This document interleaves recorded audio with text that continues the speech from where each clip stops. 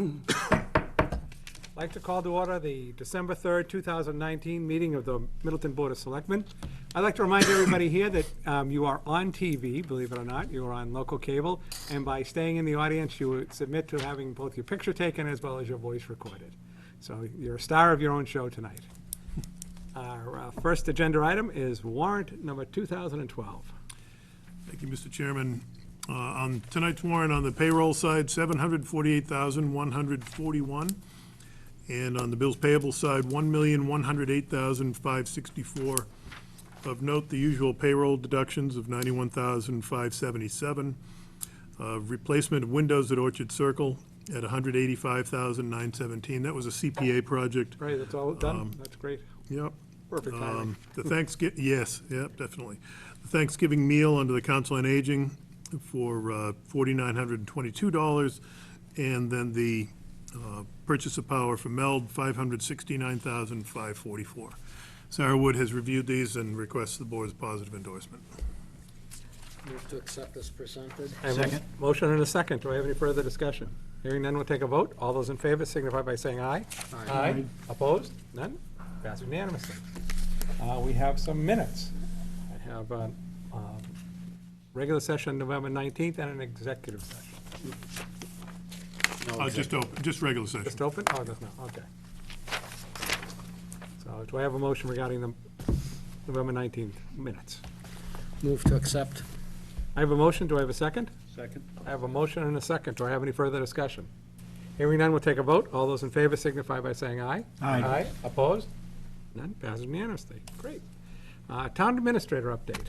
Thank you, Mr. Chairman. A couple of items tonight. Shout out to DPW for keeping the roads open during the most recent storm, which ended about 4 minutes ago, I guess.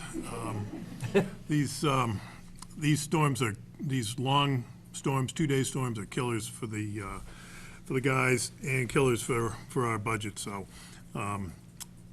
particularly on the guys, it's hard to plow all night and then keep going the next day. So we appreciate the work that they did. Also appreciate the work that MELD does on a regular basis to keep their plant up to speed and updated and well-maintained. I didn't hear of any outages, and in large part that is reflective of the long-term maintenance that they have invested over the years. So thanks to all of them. Related to this, and perfect timing, on December 1, the winter parking ban went into effect automatically. So that runs from December 1st till April 1st, so no parking on streets between midnight and 6 a.m. I put in front of the board tonight the current two options for the golf course project, the municipal complex at the former golf course. Those two options really evolved out of the Saturday meeting a couple of weeks ago that HKT and the committee held. We had about 40 or 50 people at that meeting, got a lot of good input and feedback on the layout of the project. So the committee is meeting tomorrow night with HKT. They were supposed to meet last night to review these and narrow it to one, but because of the weather, they decided it was smarter to send everybody home. So so they meet tomorrow at 7 o'clock at the Flint Library to review these and continue to narrow and refine the layout. So work is continuing at North Liberty Street. The contractors were out there yesterday and today, despite the lousy weather. The new culvert is in. The approaches to the bridge have been poured, and the removal of the cofferdam started, I believe, today. So they were out there. They actually have to dive in order to remove the cofferdams. So some poor slob was out there in his wetsuit diving in the water today to start to dismantle that. So that'll continue all week. We still expect to have the bridge and the road open by the middle of December. It's unclear with the weather how much, whether they'll be able to pave or if they'll be able to do just a binder course. But we're still on schedule for that. So I put some information in front of the board tonight regarding the Neighbors in Need, collection of gift cards and cash donations. Donations can be brought to the Flint Library, and up until December 12th, which is also the day that Senator Tarr will have his district-wide fundraiser and toy collection. He'll be at the Flint that day from 9 to 10 in the morning. I didn't hear anything bad about the turkey trot. I guess it went off okay. If nothing else, it was 30 degrees warmer than last year, so it It must was, have been pretty good. they had 100 people more. The race went off without a hitch. I mean, it rained the entire time and stopped after, when the race finished, so. What place did the chairman come in? First in under 5'8", over 190 pounds with white beard and, Well, I would have had you in the white beard, not the 190 pounds. So congratulations to all who ran, and to the organizers and to the food pantry, who's the big beneficiary of the funds that are raised at that. And then finally, the tax rate, the board did the classification hearing at the last meeting. The tax rate was approved a few days later at the expected rate of 1362, which is 7 cents less than last year. So, that's all I've got for updates. great. Any questions for Mr. Shade? No. Nope. All right, hearing none. We have nobody signed up for our public comment period. And for those at home, just realize that we do now have a public comment period, which is you get 2 minutes to state something that if it's on your mind, and we don't respond. It isn't a interaction. It's just that you might think that's something we might want to think of, or something you want to tell the town, or maybe it's an announcement of something that's happening. It could be of interest. So we've started that, and we'd love to have you come on in again, 2 minutes, and it's real easy.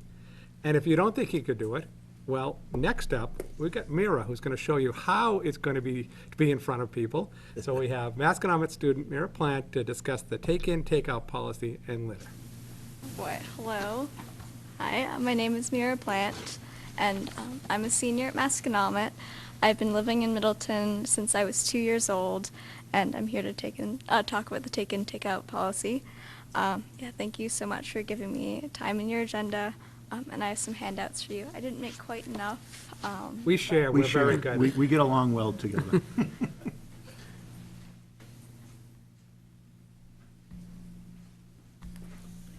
also did make an electronic copy, which I did You just put another one right there. Great. Thanks.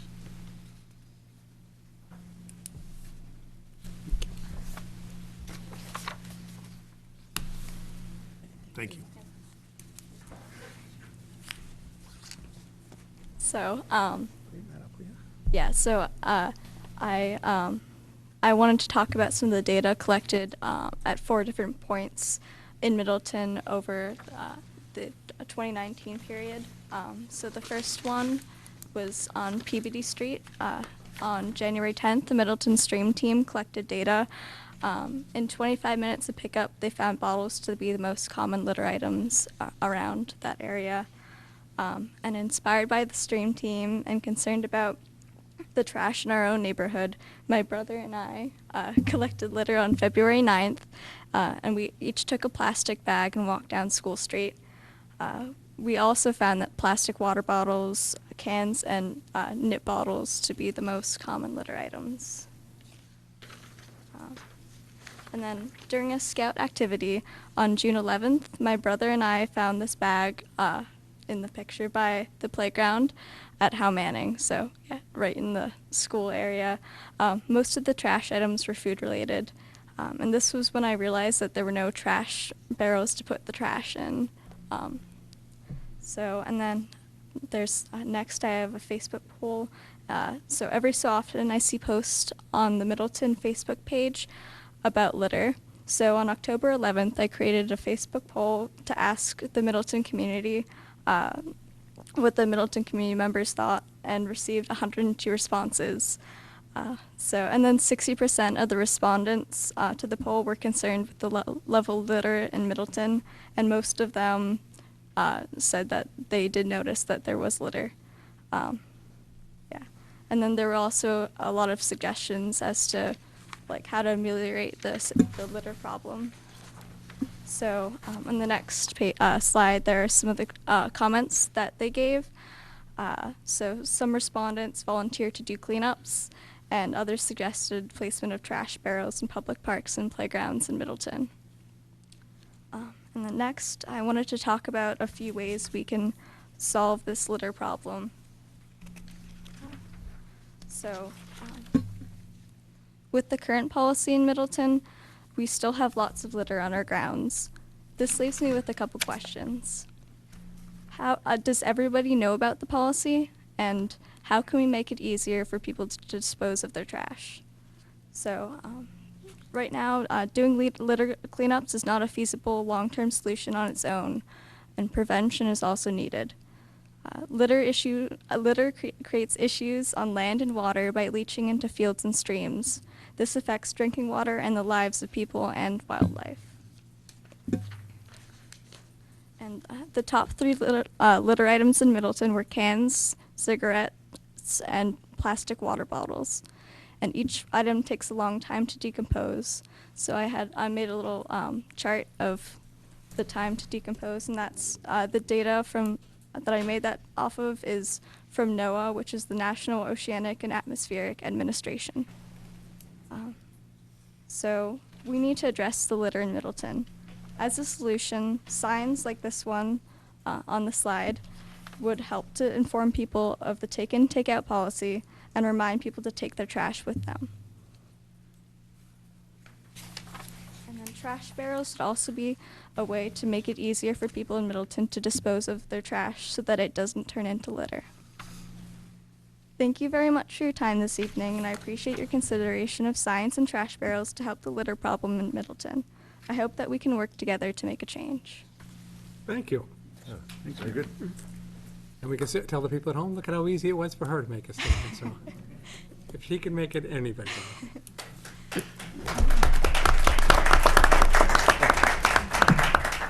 Have we talked to the DPW or any?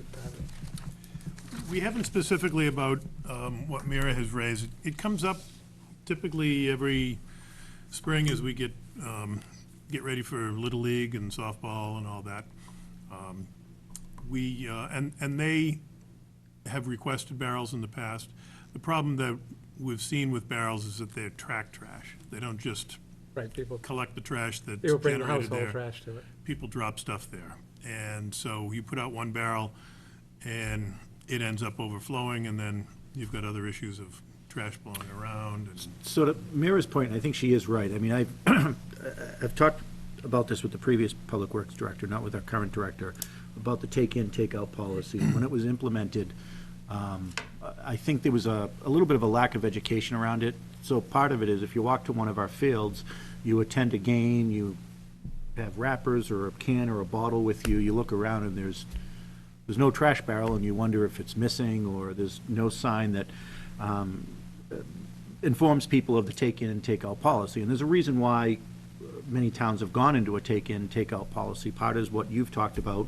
Other times, there may be a game on a Saturday where there's a tremendous amount of trash that will be created there, put in a barrel that staff may not get to until Monday or Tuesday. Then it becomes an attractive nuisance for both the field and the neighborhood around there. So I think we have to find a balance to this. Part of it, I think, is education. I think we do a good job of, at the beginning of the season, when we meet with our baseball, softball, soccer, and other sports teams that use our fields to educate. But I think what's missing is just the general education of the public. I remember back in the day, I've got a son that's Mira's age, and back in the day when he was playing soccer, we were very engaged at fields. We went a lot. There was a trash barrel there, to your point, Andy. Many times after a game, it would be overflowing and trash stacked around it. But I know we've had some instances, and your experience has proven it, of some of our fields, not everybody is conscientious in taking in and taking out. So I don't know how we balance this. I don't know if education will do it. I've got to say, if somebody is dropping their trash on the ground and walking away, I'm not sure how much of that is that they didn't see a sign. There's just a lack of respect for the town, for the earth, and everything in between. But maybe sometimes a sign may make somebody think once or twice before we do that. So, I mean, it may be helpful to understand from the Public Works Director's focus on this, understanding that there's certain times of the year where many of our fields are used very regularly, other times of the year that, for all intents and purposes, they're vacant and not used a lot. And I don't want to also put a big strain on our already taxed Public Works staff of, I can imagine if we had, how many fields and parks would we have that this would affect? Our 2 schools, 2, 3, 4, town hall and back, 5. We're talking about 5 different fields. If we had 1 or 2 barrels at each, picking up, going to the transfer station, that quickly takes some time out of an individual's day that would otherwise be used elsewhere. So I think we have to find a middle ground on this.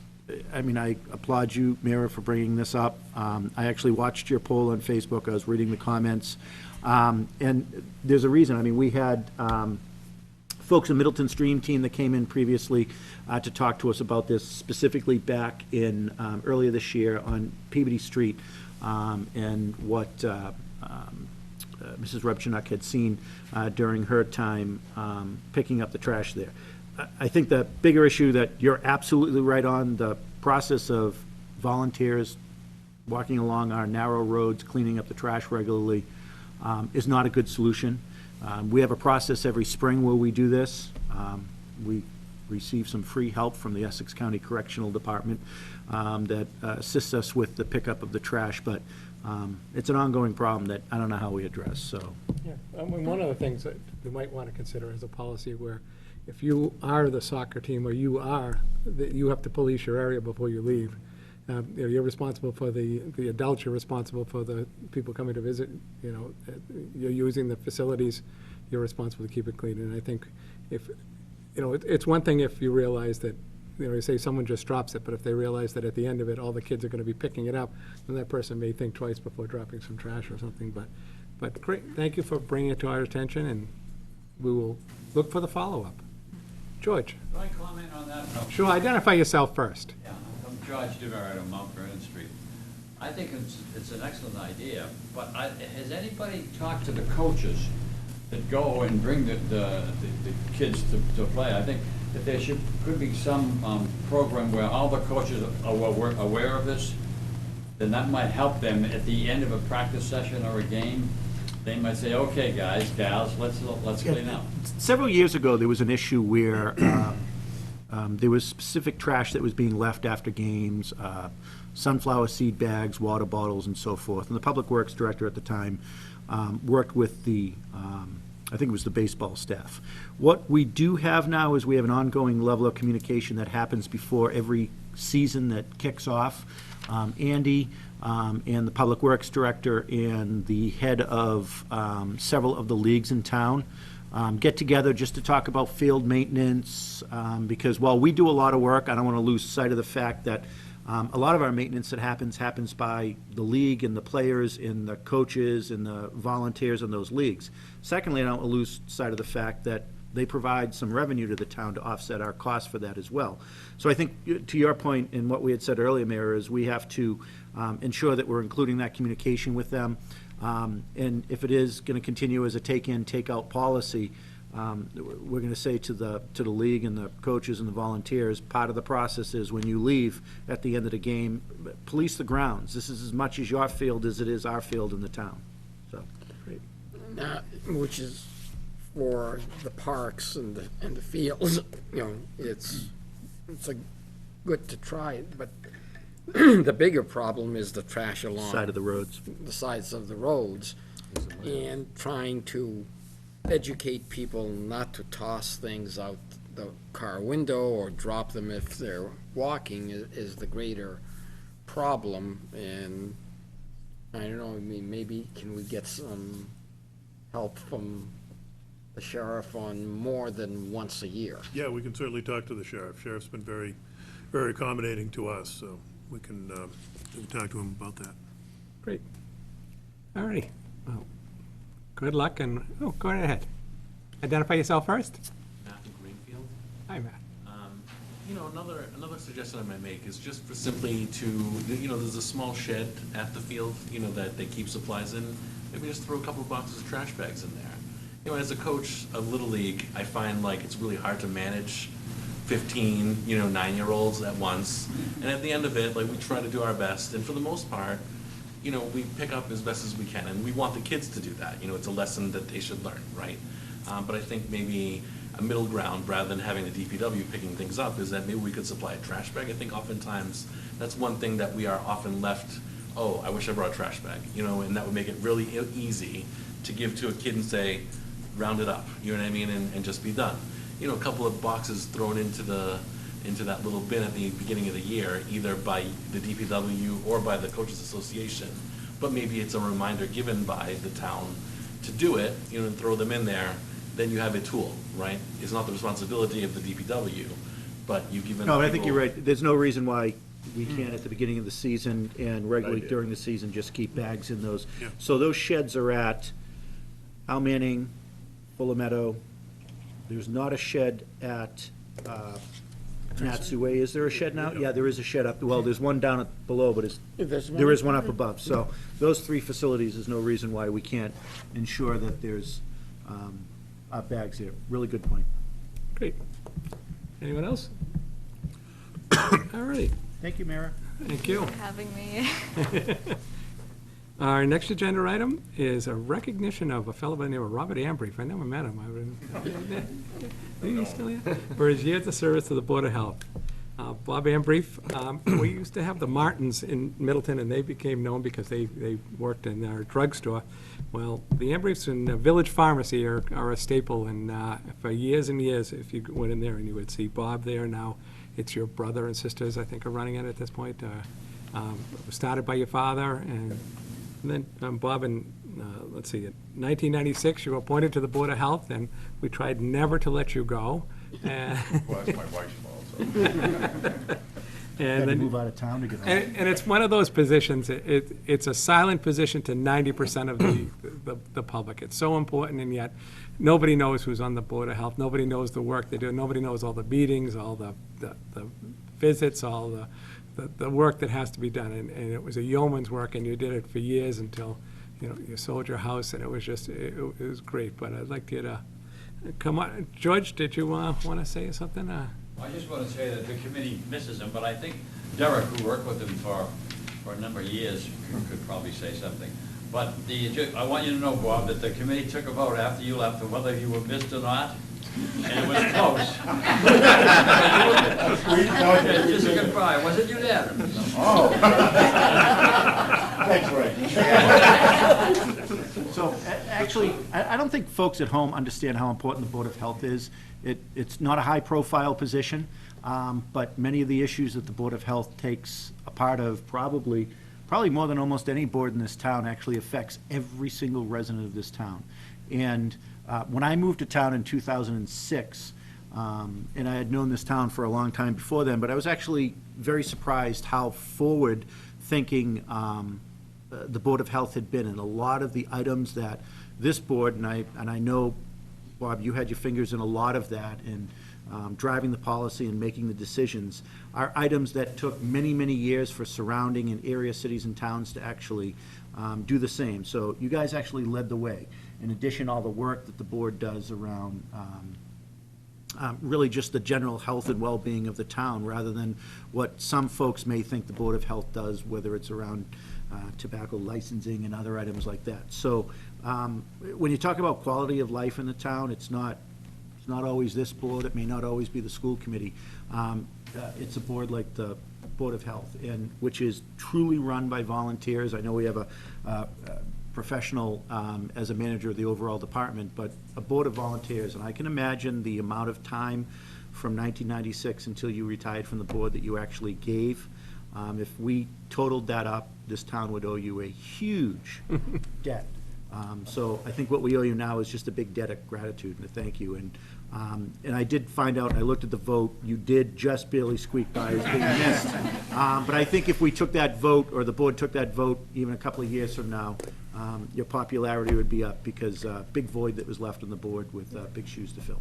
Thank you. It wasn't just me. The people on the board were just great. There's no egos. We got together really well. And you hear horror stories all the time about boards and how people will butt heads, but everybody listened. This board was so easy to work with Derek, with George and Paul and Ray and Judy and Matt. It was, it was a pleasure. We really enjoyed it, and it was more of a labor of love, trying to move. We moved the Board of Health in Middleton from a septic board to a true Board of Health. When I first started the board, all we did was let's look at, Title V, septic problems. But, look, we've come. You look at our nurse, our public health nurse, and what we've done there, and the tracking, and the inspections in the restaurants, and the tattoo regulations, and the other regulations that we put into place. And the one thing about the board that was very good too, we listened to people. We weren't there to, say, hey, this is the Board of Health, what we say goes. I think that, we all listened to what the residents had to say, and it was very, very important to us. And it was an honor. It was a true honor for me to serve on the board, and I miss it. I live in Ipswich now, but I pay attention to what goes on. I talk to Derek, and I'm very proud of where it is, and hopefully see it go even further. Thank you very, very much. Derek, did you want to? Sure. Derek Fullerton, Public Health Director. I was honored to serve with Bob for the last 12 years. I've been here 13 years, and I think I was one of the first one who knew he was leaving because I got his Title V inspection across my desk. So I called him up and I said, "You refinancing or are you moving?" And he said, "I'm moving," and I was speechless for a couple minutes. But almost 25 years as a local government official, I've served on many boards and worked for many boards. And one of the things when I interviewed 13 years ago was they were interviewing me, but I was also interviewing them because we wanted to make sure it was a right fit. And by Bob and the rest of the majority of people that are on the board still, I knew it was going to be the right fit because I could see there was no control, there was no personal agenda. It was really, they were there for the interest of the public health. And, being able to work and bring Middleton along just up to speed and to where we are today was amazing to have Bob's support and everything we try to do. We do things as common sense still here in Middleton, which I love. And when we would think about things, Bob would say, well, why don't we slow down on that, or why don't we speed up on that? And, we had that vision and that patience to be able to deal with me sometimes wanting to go too fast or sometimes wanting to go too slow. So I really appreciate that. And just his, his friendship over the years. He comes out and skates with us once in a while in our old man hockey league. So he's just a great person overall, and I'm thankful for his wife and his family for allowing him to have all that time. So I'm just thankful for him, and I'm thankful for the Board of Selectmen for recognizing him tonight. Great.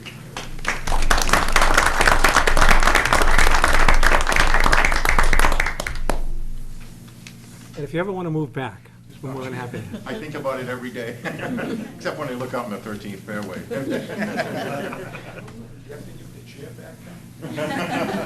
Yeah, I'll return it gladly. I'll come back.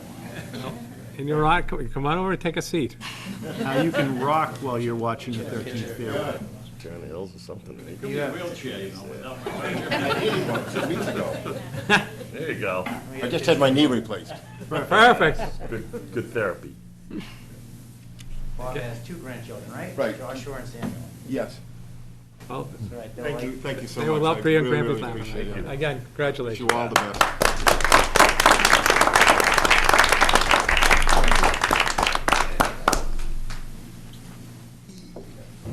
Thanks, Bob.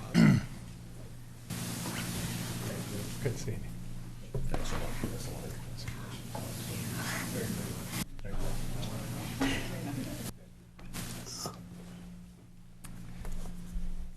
All righty. Thanks again. No problem. Right.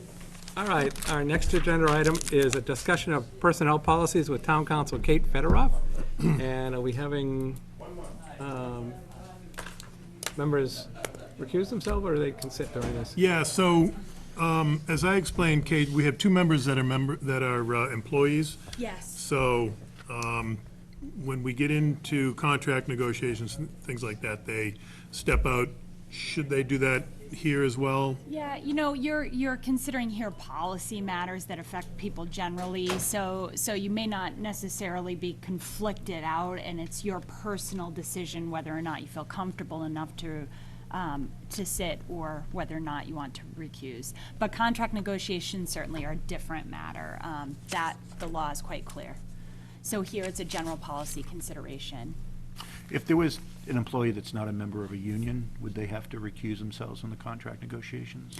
Yeah, so I think does that it's an employee who also, Employee, member of the board that's not a member of the union? yeah, you would also have to recuse. Okay. It's not me, but that's. Yeah, Even in instances where one would not on general policy opt matters. out. How about opting out from a union with that? Or is that just getting too, Opting out in terms of, in a collective, from a collective bargaining unit? oh, no, but you still have the benefit of the bargain there, so you still have a financial interest regardless. Because, for example, under some employees may choose to opt out, especially under the new Janus decision, where you're not obligated to pay union dues, so then it becomes more of a personal choice. But you still, by Massachusetts law, get the benefit of the bargain. Very good. Great. Okay? So gentlemen, you're free to, I'll sit right there if that meets the criteria, right? Yeah, sure. You don't have to leave, since we're talking about just the personnel policies. General policies. I don't have to leave the room, in other words. Yep, nope, nope. You can actually This is stay, not- to be honest, stay there unless Stay we're there, actually all right, talking fine. about. and just so you understand in the future, you sitting here or sitting there makes no difference. Yeah, so, If you were to recuse No, yourself, I'm in for that, tonight. I know, but I'm just saying, in general, recusing yourself and sitting there is not, you have Oh, to. right, no, we've done that in the past, yeah. yeah, because the idea is that if you were really conflicted out, so for example, if you were talking about contract negotiations, you could theoretically influence the board by your very presence, right? So you would have to leave the room. And more importantly, it would be an executive session where there would be strategy involved and you couldn't listen in then. Great. All right, so tonight's discussion is quite simple, and I'm gonna keep it really high level. The idea is, Andy and I and Tanya have been speaking about this for some time, partly at my pressing them, to discuss your personnel bylaw. Specifically, right now, it's quite out of date. So there are things in there. Shocked. Yeah. Shocked. There are things in there that are just inapplicable, or you're not following a particular practice, and it hasn't been updated with new employment law changes and amendments. So what I had recommended, and what I recommend to a lot of my clients, is to move away from the bylaw, because especially in the context of employment, which is really an ever-changing field, it's better to deal with something that's a little bit more flexible, meaning a policy. And it doesn't mean you divest yourself of any authority, because you are the policy setters as the Board of Selectmen. So you would adopt a policy pursuant to a more general bylaw, which just says the Board of Selectmen shall make policies and procedures regarding employment, right? So you have, let's talk about some of the things that may be in your bylaw. So there are references to civil service, you know. We don't need to have a full discussion on that. But by having a policy, you can meet the week after there's a legislative change. So for example, what just recently happened, and it doesn't affect municipalities, but it may affect municipalities in the next round of legislative changes, paid family medical leave, right? And that was something that we had to react to pretty quickly for our private sector clients, and we would have to react quickly when it would come to our municipal clients if it were applicable. So, and I think it's just the more modern approach to deal with this employment law issues. It empowers the administration to be able to put together a handbook for all its new employees for onboarding purposes. You can say, here's what we follow. We don't have to worry about, well, we do have to worry about collective bargaining, but to the extent that it doesn't that it conflicts with collective bargaining, your collective bargaining agreements would govern regardless. And that's true of a bylaw or a policy. So I think it's just bringing Middleton into this century. And what we would propose to do if this board were interested in pursuing this is we'd propose a bylaw change, but with that, have the policy to create it already, so that you would know that immediately upon town meeting approval, which would say something like, delete chapter yada yada, the personnel bylaw, and replace with the following bylaw, and it would be really 1 or 2 paragraphs. The Board of Selectmen will create policy around, personnel matters, et cetera, maybe a couple of other small kind of generic things, but then we'd have the policy all set for you that you've already reviewed and said, if town meeting approves this bylaw change, we'll just implement this right away. So there wouldn't be a gap. Would that be a vote that we would take contingent upon town meeting? Yeah. So it would literally take effect? Yeah, we could do it that way, So, I mean, absolutely. I don't know how deep we're gonna get into the discussion on this, but for example, in our bylaw, we have the requirement for a personnel board. We don't have a personnel board. If we Right. do, we have one in name only. And the other cities and towns that you support that have moved from a past century bylaw to a policy, which I agree completely with, does the personnel board remain? And- Some communities had a strong personnel board, so they were still the arbiter of grievances, but other communities found it to be too cumbersome, and it was volunteers. So I'd say most of my communities moved to having professional staff deal with those situations. Yeah, and I agree with that. I mean, we have a hard enough time finding volunteers for our other boards. And otherwise. That are more fun. Yeah, Yeah, this does not sound like a fun Like the board to Board serve of on. Health. right, exactly. But So- have any of the communities that recommended going from a bylaw to a policy, has their legislative body ever rejected that? No, it hasn't. So I think if I were at the town meeting, I could speak to it and probably educate the public, because I would see no drawback to rejecting that, because it's really to keep the town in legal compliance. Yeah, I mean, and- I think there surely have to be some education around this prior to, part of that education starts here tonight, but there's some folks at town meeting that take our bylaws very seriously, but if you spend some time and you read through this bylaw, you realize the vast majority of it is either outdated, not being followed, or in conflict with law. That's right. And we've done this with some other areas where we've tried to move. I mean, we've got a financial policy that we put in place. Well, we did have within our bylaws and in our charter language around certain budgetary items that we're supposed to follow that are very outdated. So I think our policies tried to move us in that direction. The policies have been very transparent. I think we can be very transparent with our personnel policies. If I was going to be a new employee of this town and I wanted to know what our policies were and I went and looked at the bylaw, I'd be thinking, not that it's the Wild West, but it's a little outdated. Yeah.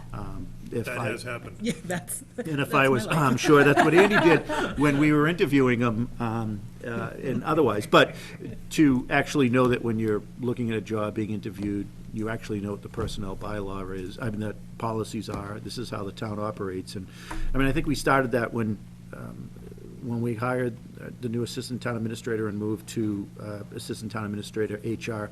There's a reason why we did this. This board was very clear that personnel and personnel issues, and I don't mean that in a bad way when I say personnel issues, but just the managing of personnel is becoming much more intensive, professionalized, and this is the next best step to after we put Tanya in the role. Yeah. And I don't want to minimize the job of the legislative body for anyone who's watching. But this is an area of the law that's constantly moving and changing. And that's why I'd like to move from the bylaw to the policy in that direction. So are there any, now, what about if, we could talk about this. I don't know if in any of our contractual agreements with our unions, if we have language that refers to our personnel bylaw. So as a matter of sheer fact, we were looking at the collective bargaining agreements in place currently, just this afternoon.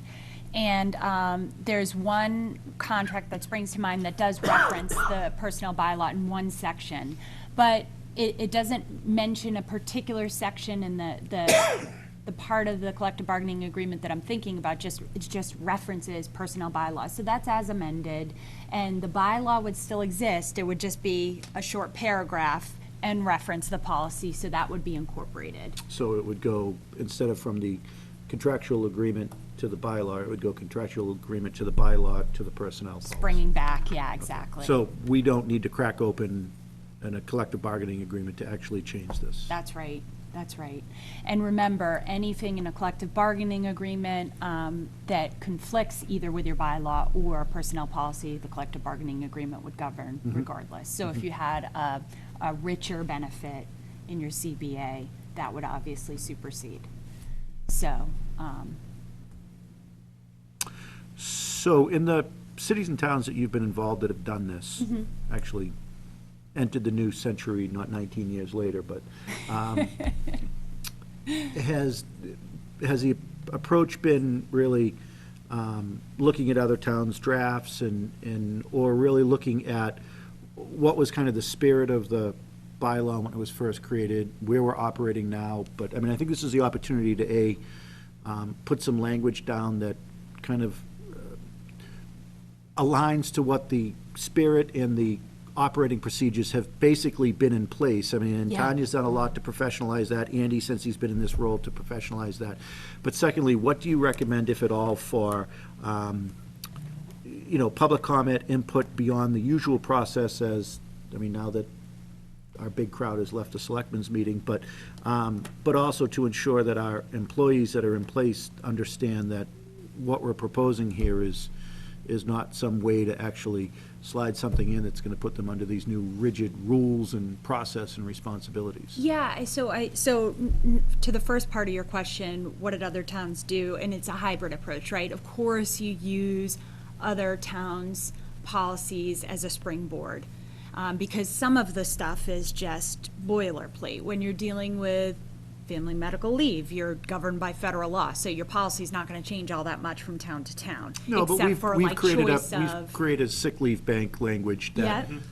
isn't reflected in the bylaw because it never existed, but would Right. be in our policies. exactly, and that would be something entirely particular to the town, and we'd work with what is already existing. We wouldn't modify that at all, but rather we'd just codify it in a single document.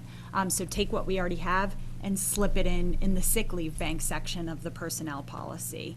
Same thing with, you have, so you have sick leave, then you have vacation. Your vacation policy is going to be dramatically different from Topsfield or Boxford or wherever, your neighbors, because you just have different benefits. So none of that, it's, from my perspective, none of that should change from what exists now. It's just the vehicle that spells it out.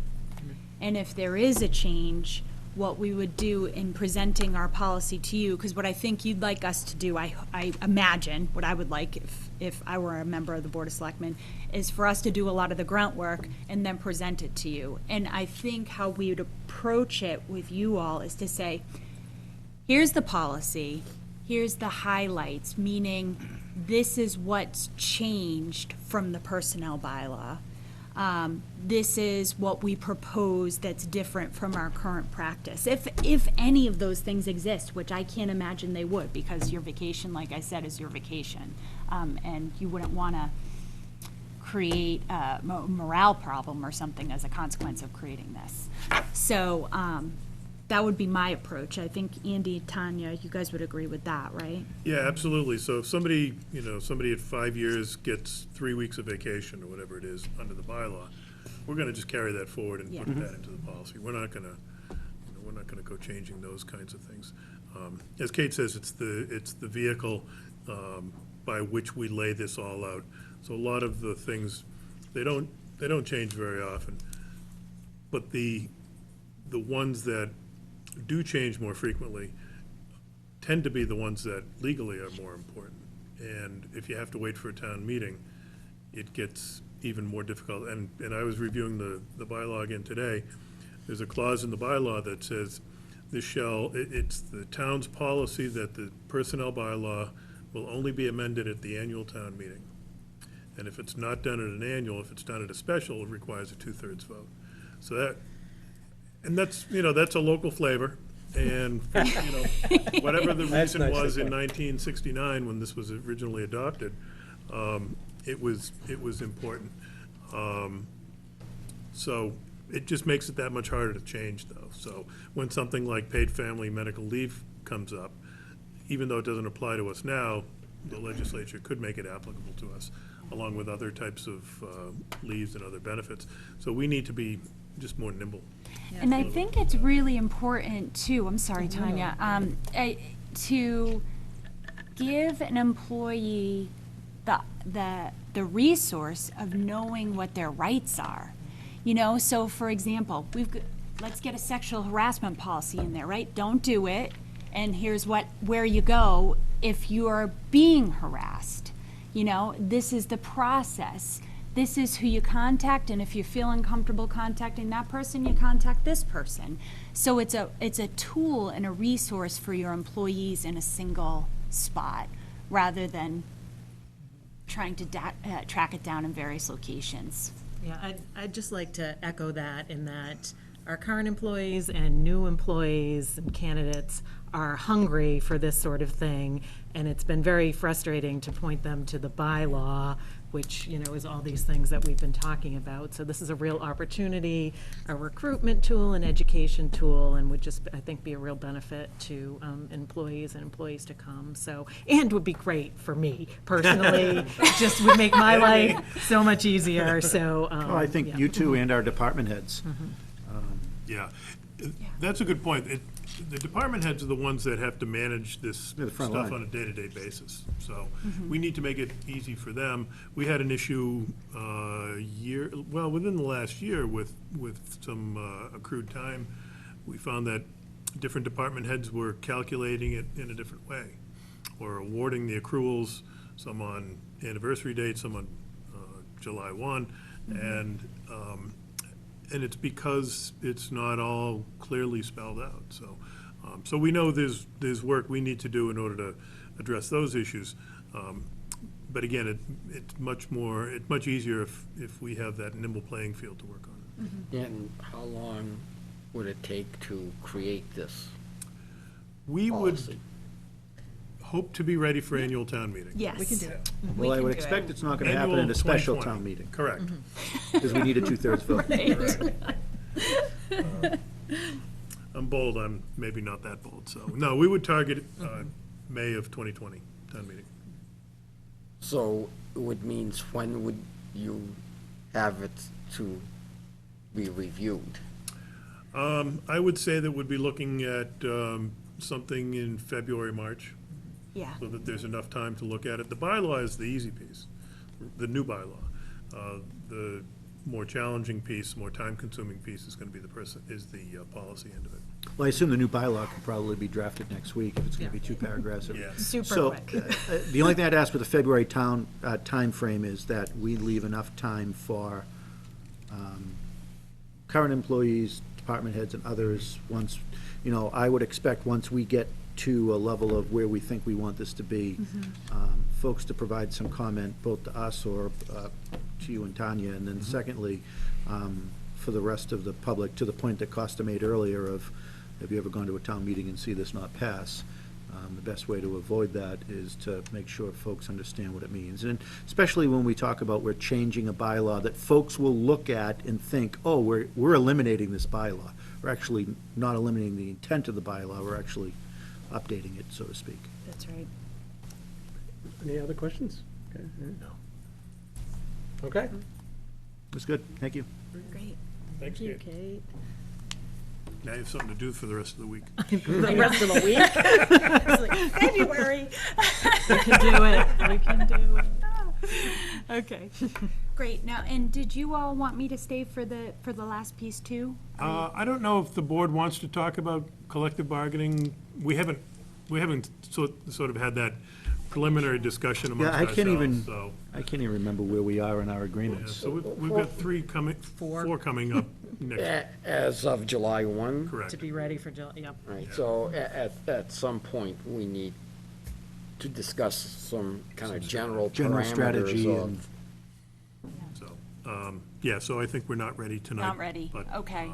And probably the first conversation will be just us. Okay. And then maybe dragging you back up here again. Right, yeah, you can loop me in anytime. Okay. I'm easily available. Great. Thank you so much. Thank you. Great. Thanks so much for having me. Careful driving. Our roads are well salted and cleared, but careful driving. They were perfect here. Again, DPW, good job. Our next, great, our next agenda item is discussion of cemetery rules. We're dying to do this, including, Another, I was waiting for your jokes. including sale of lots to non-residents and guidelines for evaluating waivers of the rules. So this came up Couple of a times. few months ago, most recently, yeah, where there was a request for a waiver on the dimensional requirements for the monuments, and it came up in the conversation that the person that bought the lots was not a resident, and so I think, Brian, you had asked us to look at this, and so we've done that, and so with Ken Gibbons and Scott Saulnier, who is really our point person for cemetery issues, as well as Leah Moreski, who is often the sort of the first point of contact for people that come in on those horribly sad days. The four of us sat down a couple of times to go through the bylaw and try to clarify it, try to take out pieces that we weren't using. So it kind of relates to a conversation we had with Kate about personnel. Make sure that the bylaw reflected what we actually do and how we actually approach things. It ended up being a much smaller series of changes than we expected. Most of what's in here is pretty well vetted and pretty close to what we do. Or our operations mirror what's in the bylaw. There were some changes, there were some sort of quirky things in there. There's one at the top of page 2, subsection C, says lots are sold for cash only and payment is to be made to the town of Middleton. Well, we take checks, so we don't really like taking cash, so we changed that a little bit. We made some changes to some of the nomenclature where it says the superintendent or his assistant, we just said designee. with, says current or former residents. What proof do we ask for to show that they are former residents? Right, so that gets back to what sort of triggered this initially, and what they do at DPW is, we've got a lot of natives that work at DPW. So a lot of people that come in and they want to buy a lot, and they haven't lived here for 20 or 30 years, but somebody at DPW remembers them, went to high school with them, or lived down the street. So a lot of it is very informal and very sort of familial. If it's somebody that they don't recognize or don't remember, they'll look at tax bills, prior tax bills, if there is some sort of correspondence that proves that they lived here. So we didn't think it was necessary to lay all of that out in the bylaw. The system that's in place is pretty good, and I think the ones that have come in recently, it's been pretty clear to everybody that helped them out, generally, again, Leah and Scott, that the person did live in town at some prior time. So, you lived in town when you were a small boy. Yeah, that one, sure. You move away, then you come and buy 8 lots And it's you and 7 people that have never been in Middleton before. Correct, correct. And that's a problem, and burial space is a big issue in a lot of communities. There are a number of communities that are almost at 100% capacity in their cemeteries. And Well, it's not just that, we're not at 100%, but to but we have a finite expand, amount, but pretty much. expanding the footprint what we have and opening up new areas has a certain expense to it. Absolutely. And at some point, we're gonna be at that point of having to do that Mm-hmm. again within, I mean, the reason why I wanted to bring this up is, I mean, hey, I'm not a native Middletonian. I don't even know where I'm gonna be buried. But, You live here then? yeah, well, I mean, I live here now. I don't know if it'll be here or the town I was born in, or, I don't know, my wife can put me on the mantle, I guess, but, I want to ensure that folks that have either lived here or live here, that there's space and a home for them here. Secondly, you know, we've updated some of the pricing and the costs around purchasing a lot here, and it has become more expensive. I think we finally brought it in to some level of parity, and still less than other communities, which is fine. I think it should be, but, you know, I want to ensure that the cemetery continues to be open and available. Secondly, I think part of what this board should probably have another discussion on is, I mean, I've been on the board for a while now, but over the last 3 to 4 years, we've had a growing trend of folks coming in asking for approval beyond certain requirements. I think every one of them, we've taken them under consideration. I think the decisions we made were correct. But I think by doing so, we've started to set a new policy, which is maybe it's a little bit bigger, maybe it's a little bit, I just think now's the time to have the conversation around that, so folks understand. And, I mean, there's probably some languages in here that did need to be changed, and it looks like the vast majority, it should stay as it is. So, what is the understanding, at least for what the Public Works Director and Leah and her role have looked at? What do we think is the point where we've reached maximum capacity at Oakdale? We're still at least 50 years away, which is a long time, but when you're talking cemetery space, not that long, because there's vacant land or open land adjacent, but we don't know if it's, we don't know what the condition of the soils are there. Oakdale is generally pretty gravelly, sandy, easy to work. We don't know if that changes when you get into the adjacent fields. We don't know if there's interest on the part of the owners of those adjacent properties to give up any of that land. So it is a concern. You want to deal with it far in advance and not when you're down to 10 years' worth of supply, as it were.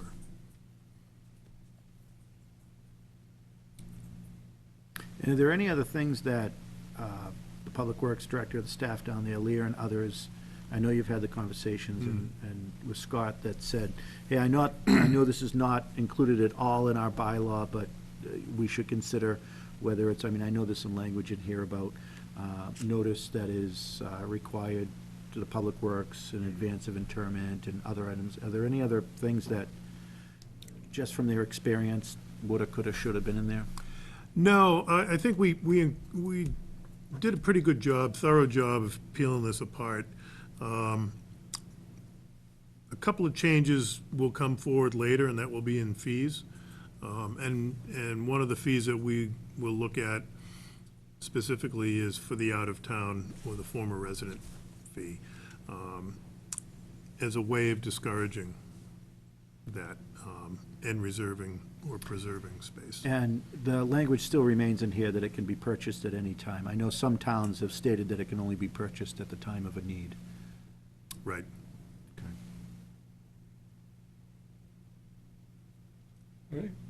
So this is a bylaw change, so requires town meeting action. There's no pressure to act tonight or to give this a thumbs up or thumbs down tonight. If the board wants to have a further conversation about this, chew on it a little bit more, delve a little bit deeper into it, there's certainly plenty of time to do that. And your plan is a bylaw change at In Annual May, town meeting, May okay. of 2020, yeah. If we're ready. Great.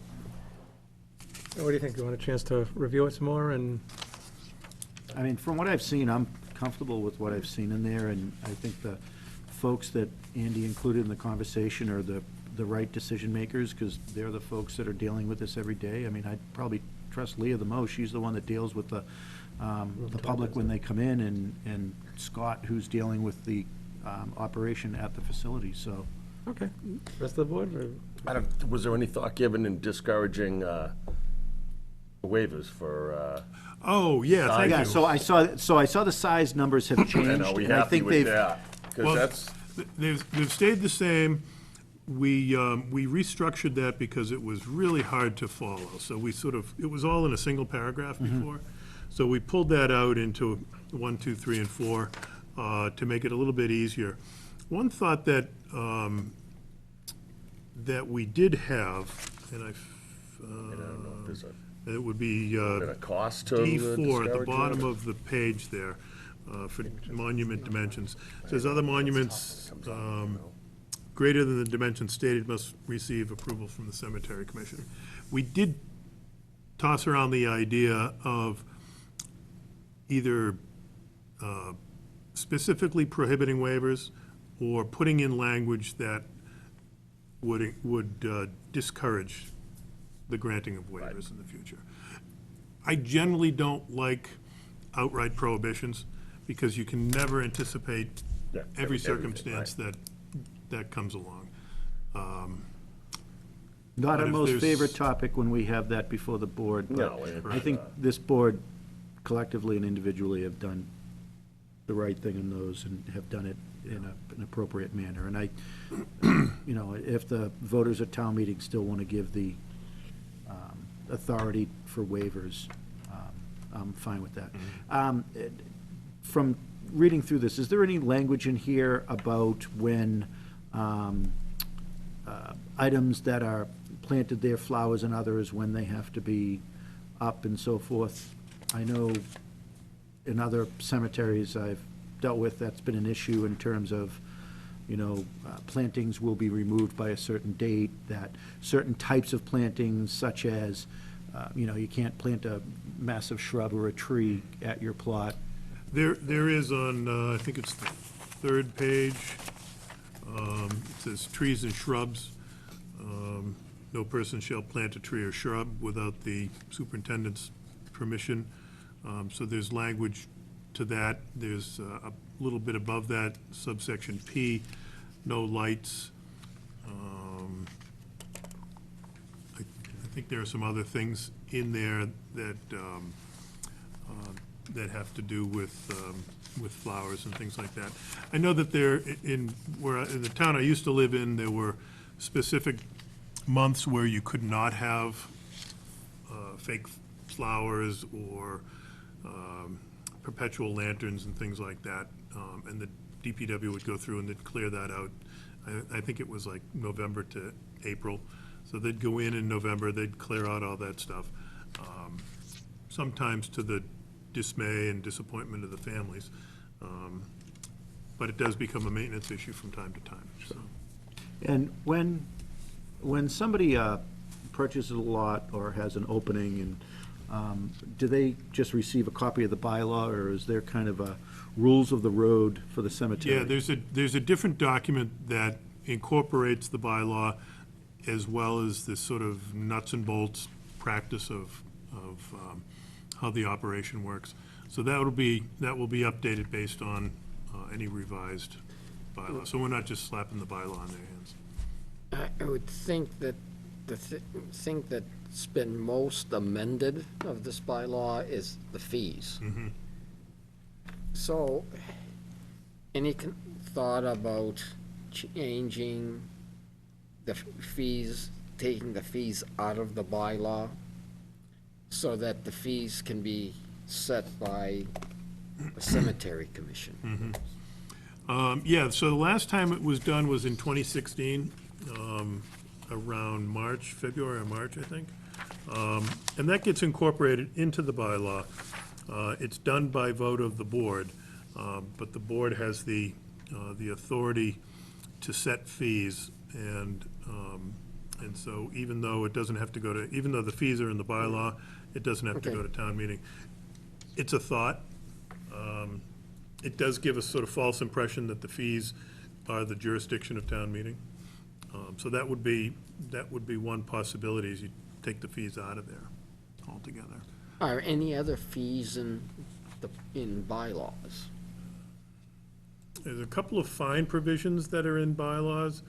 I don't think so. Like, I think planning board, zoning board, conservation commission, I think those are all, All I our think those in their All our building regulations. code fees and all of that are all, Yeah. well, no, the ones that we set are. They're, for the most part, they're not in the bylaws. They're in just the fee schedule. So I think it might make some sense to have all of the fees, as part of a fee schedule, and not some in the bylaw, some in the fee schedule. Okay.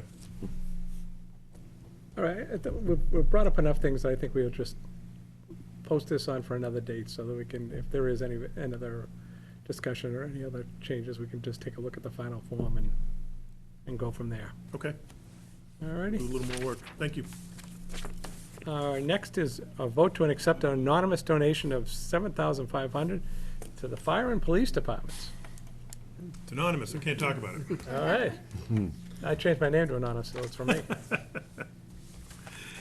Yeah, this is in recognition for the work that both the fire and police departments do on a regular basis. This No is- specificity as to what it can be used for or anything like that? No. Okay, great. Do I have a motion? So moved. Second with thanks. I have a motion and a second. Do I have any further discussion? Hearing none, we'll take a vote. All those in favor signify by saying aye. Aye. Opposed? None? Passed unanimously. Our next agenda item is discussion of correspondence from the Masconomet Regional School Committee regarding its capital planning process. And I did see that Masco canceled before Middleton canceled. I was like, oh, the older kids get out first. In the packet is, this letter from the District Capital Improvement, Committee. And, that letter is, pretty clear that, at the current time, there was nothing that is, could be planned effectively, for May. Then, the Boxford's, at least Finance Committee's reaction to this was, Spend more money. No, I'm sorry. well, to hurry up and spend money so that you can avoid the dip in debt service. The Masco bonds are, are gonna be taking, there's a dip and then there's another dip. And Boxford, I think he said that, Boxford's only debt is these bonds. And they don't want to see the debt service, go down, because then it'll be harder to get it, to increase it when the larger project, comes along. I want to hear that argument made to the people of the town. We want to prepare you to hit you heavier, so we're not going to lower it now when we can. Sorry. So, Mike White, the chair of the Boxford FinCom, was at the last Masco meeting talking, about these things.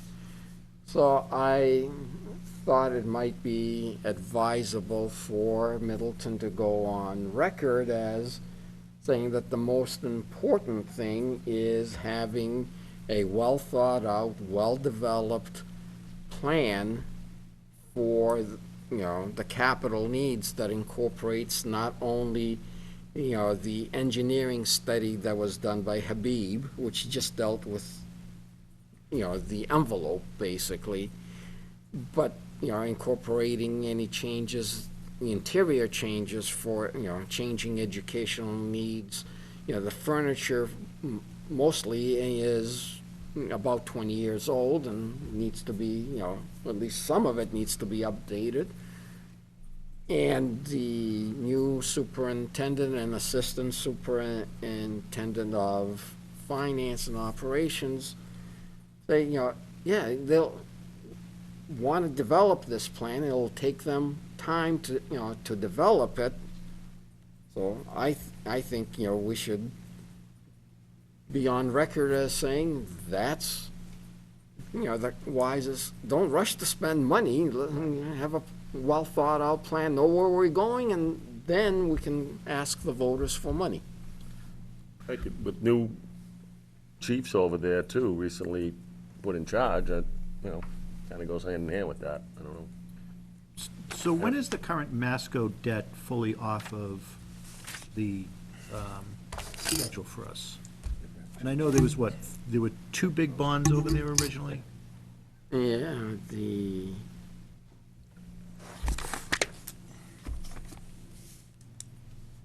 Swear I missed the old happy faces on the, I have it. oh, look at the happy faces there. So, Report's 2 years old. Treat it nice now. I'm not even Turn them decreasing. into frowns. So, the first round comes off, no, it actually all comes off, 2023. But It goes down. 2021, we go from a 377,000 payment in 2020 to 103,000 in 2021 to 101,000 in 2022, and then big happy face in 2023. and I think there's a reimbursement payment the year after. Just like when we were paying off the bond for here, we paid it off, but then we still, the next year, we, still had a Yeah, payment. fiscal year '23 debt will be paid entirely from the SBAB annual grant, so there'll be no town match on that.